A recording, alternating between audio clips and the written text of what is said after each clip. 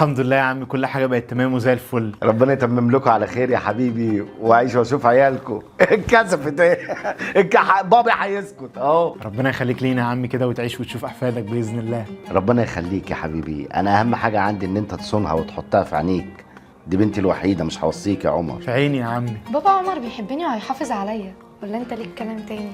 بس طب ما نقرا الفاتحه كده يا عمي عشان تبقى بدايه خير علينا كلنا. ما احنا قريناها 5000 مره يا عمر خلال ال6 سنين خطوبه. ايه بقى؟ البنت الشقابت جنبك يا عمر، العيال بتقول لها يا حاجه مريم فش. خلاص بابي هيتكتب. ما نقراها تاني يا بابا، ايه المشكله؟ الله. ماشي نقرا الفاتحه، عيال مستعجله.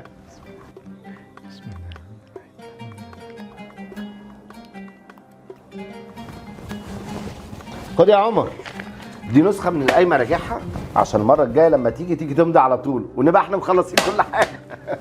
بقول لك ايه يا مريم، ده وليد المطبخ